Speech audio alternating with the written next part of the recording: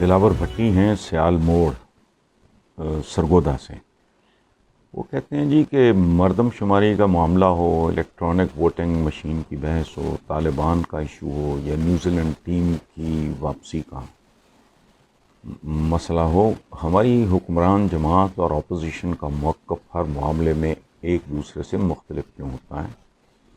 کیا حکمرانوں اور اپوزیشن میں مخالفت اور دشمنی ضروری ہوتی ہے؟ دلاور بھٹی صاحب، آپ کا سوال جو ہے وہ بیسیکلی بڑا تاریخی سوال ہے۔ اپوزیشن میں اور حکومت میں مخالفت اور دشمنی ضروری ہوتی ہے یا نہیں، اس کا جواب دینے سے پہلے میں آپ سے ایک سوال پوچھتا ہوں کہ آپ مجھے بتائیں، کیا اسلام میں تفرقہ بازی کی اجازت ہوتی ہے؟ فرقہ بازی کی؟ کیا جھوٹ کی، ملاوٹ کی، خوشامد کی، چاپلوسی کی، دو نمبر دوائیں بنانے کی، غریب لوگوں کے، کمزور لوگوں کے یہ زمینوں پہ قبضہ کرنے کی، رشوت لینے اور دینے کی یہ اجازت ہوتی ہے؟ دیکھیں، بنیادی بات یہ ہے، یہ نہیں ہے کہ آپ کیا کہلاتے ہو، اصل بات یہ ہے کہ آپ ہو کون۔ فریقین اگر غیر مہذب اور بنیادی طور پہ غیر جمہوری اور قبائلی سوچ والے ہوں گے تو ایسا ہی ہوگا۔ تو ہم کون لوگ ہیں؟ چھوٹی چھوٹی اوپر نیچے میں نے پڑھا۔ ایک دن تھا پرسوں ترسوں کے جنگ میں، ایک زمیندار کے کھیت میں ایک بکری گھس گئی، تو اس زمیندار نے مظاہرے کی 6 سالہ بچی کو گولی مار دی۔ آج کے اخبار میں بھی اسی طرح کی ناپاک خبریں موجود ہیں۔ اچھا، مسلمان کے لیے تو ایک دوسرے کی جان، بلکہ انسان کی جان بلا وجہ، اللہ کی راہ میں تو ٹھیک ہے، اپنی جان بھی دے دو، دوسرے کی بھی لے سکتے ہو، لیکن روٹین میں اس ملک میں جو کچھ ہو رہا ہے، ان میں سے کون سی چیز ہے جس کی قرآن پاک میں اجازت آپ کو دکھائی دیتی ہے؟ ہمیں تو 74 سال میں سڑک عبور کرنا نہیں آیا، گورا گاڑی دے گیا، پھر قسطوں پہ گاڑیوں کا رواج آیا، گاڑی چلانی نہیں آئی، آج تک کسی کو تمیز نہیں ہے کہ اپنی لین میں رہنا ہے۔ یہ تو بڑی مشکل بات کر رہا ہوں میں، ہمیں تو آج تک 74 سال میں سڑک عبور کرنا نہیں آیا، تو ہاؤ ڈو یو ایکسپیکٹ؟ دیکھیں، لسی اگر زہریلی ہوگی تو اس کا مکھن بہت زیادہ زہریلا ہوگا۔ سو آپ کی پولیٹیکل لیڈرشپ، آپ اور میں لسی ہیں، وہ ہماری جو لیڈرشپ ہے وہ مکھن ہے، وہ ہم سے بھی 4 ہاتھ آگے ہیں۔ اچھا، اور ہم وہ لوگ ہیں اذانوں کے اوقات پہ ہمارا اتفاق نہیں ہے، ہم وہ لوگ ہیں عیدوں کے چاند ہمیں متفق نہیں کر سکے۔ کبھی سوچیں اسے، میں خوف آتا ہے اپنے گریبان میں جھانکتے ہوئے، اپنی شکل اتنی مکروہ، اتنی منحوس، اتنی ناپاک لگتی ہے کہ میں آپ کو بتا نہیں سکتا۔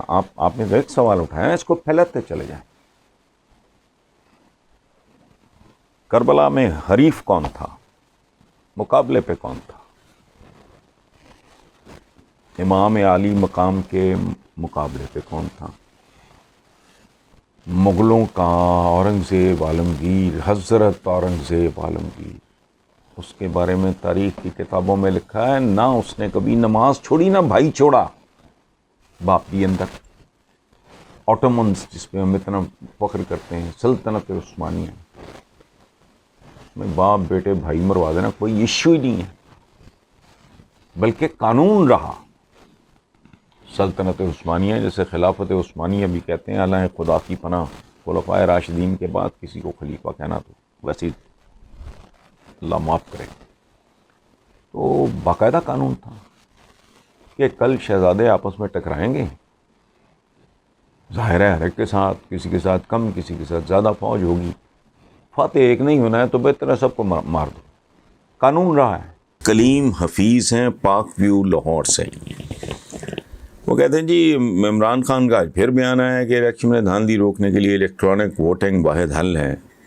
آپ کا پہلے بھی تجزیہ سنا تھا، مگر آج کا سوال یہ ہے کہ ملک میں صاف شفاف الیکشن کیسے ہو سکتے ہیں؟ نہیں ہو سکتے بھائی. اس کے لیے کوشش ہو سکتی ہے، اس کی گندگی کو کم کیا جا سکتا ہے. الیکشنز میں جتنی بدماشی، غنڈہ گردی، خباثت، حرمزدگی، دھاندلی ہوتی ہے، اس کو یہ جو الیکٹرانک آپ بات کر رہے ہو نا ووٹنگ، یہ اس کو کم کر سکتی ہے. کتنا کر سکتی ہے مجھے اس کا کوئی پوری طرح اندازہ نہیں ہے. 10%، 20%، 30%، 40%، 50%، لیکن یہ صرف کم کرے گی. یاد رکھیں یہ جو آپ کہہ رہے ہیں صاف شفاف، یہ ہو سکتا ہی نہیں. وجہ پوچھ لیں، اس ملک میں ہمارے پیارے اسلامی جمہوریہ پاکستان میں باقی کون سا شعبہ صاف اور شفاف ہے؟ تو الیکشن ایک جزو ہے. مطلب آپ ایک نظام ہے، یہ بات ملکوں کی نہیں ہوتی. تو اللہ پاک کی تخلیق ہے، وہ تو خوبصورت ہے. اس میں پہاڑ ہیں، صحرا ہیں، دریا ہیں، سمندر ہیں، وادیاں ہیں، کھیت ہیں، وہ تو پاکیزہ ہیں. نظام جب ہم کہہ رہے ہوتے ہیں نا کہ میں کہتا ہوں ملک کوڑے کا ڈھیر، ملک کوڑے کا ڈھیر سے مراد اس کا نظام کوڑے کا ڈھیر ہے. تو کوڑے کے ڈھیر میں آپ کوئی ایک آدھ چیز آپ صاف ستھری ڈھونڈنے چلیں تو یہ تو نہیں ہوتا نا. تو یہاں اور باقی ہے. آپ کے وہ پنجاب فوڈ اتھارٹی نے مجھے بھی ایجوکیٹ کیا. مجھے اندازہ نہیں تھا کہ ہمارے تو 5 اسٹار ہوٹل جو گند کا ڈھیر ہیں.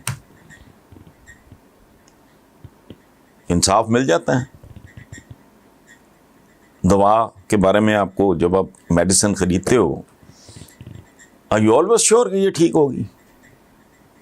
چھاپے نہیں پڑتے، پکڑے نہیں جاتے. اس ملک کے ڈرگ انسپیکٹرز ارب پتی کروڑ پتی ہیں کہ نہیں ہیں؟ تو اور کون سا آپ کہہ رہے ہیں صاف شفاف؟ اور کیا چیز صاف؟ اللہ کا نور کہتے ہیں دودھ کو.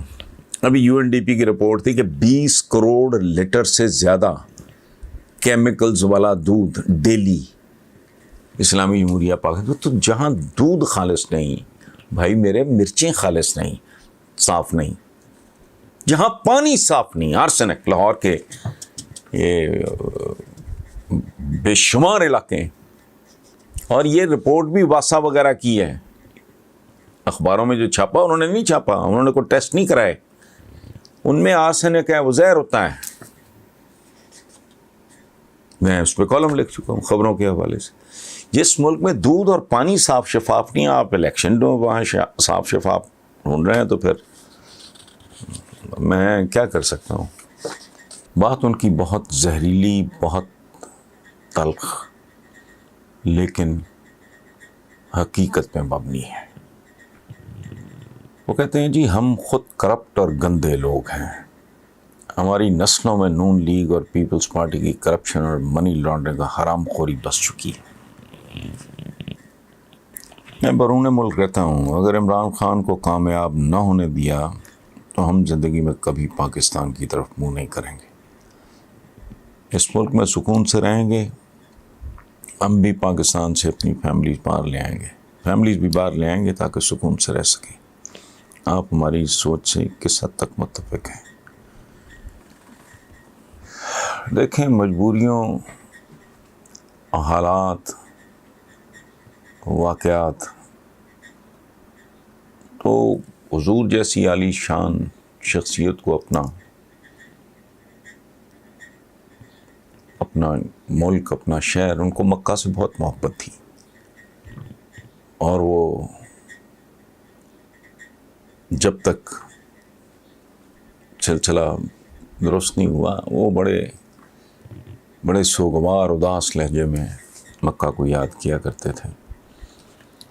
دوسری بات یہ ہے کہ اب یہ گلوبل سٹیزنز ہیں جو ذہنی طور پہ، فکری طور پہ پسماندہ ہیں، ان کا چھوڑیں آپ.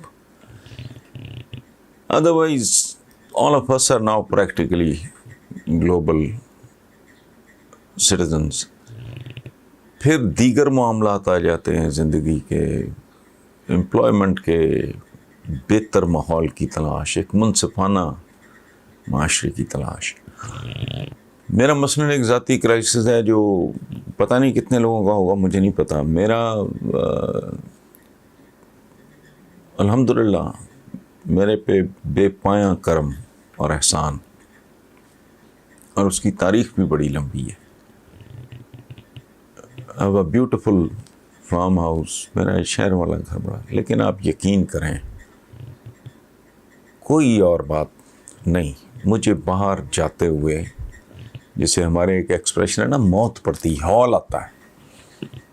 کوئی چوک ایسا نہیں ہے جہاں آپ کو اتنا بڑا وائپر نہیں ہوتا، مطلب وائپر کے سائز کا ایک بچہ ہوتا ہے جو اوپر پنجوں کے بل کھڑا ہو کے گاڑی، خواجہ سرا، بوڑھی عورتیں،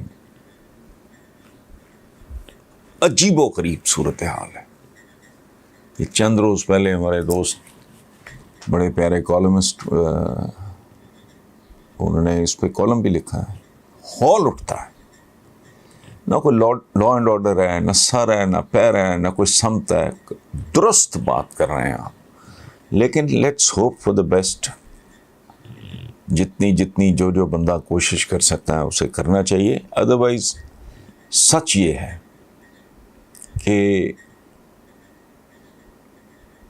میرے میں آپ سے ڈس ایگری کرنے کی ہمت ہی نہیں، اور میری زندگی میں 2 پچھتاوے ہیں، دیانتداری سے آپ کو بتا رہا ہوں، اور وہ 2 پچھتاوے یہ ہیں، جن میں سے ایک یہ ہے کہ میرے بے شمار دوست چلے گئے when I was in my 30s، انہوں نے کہا، میں نے کہا نہیں، بڑا مجھے دورہ پڑا ہوا۔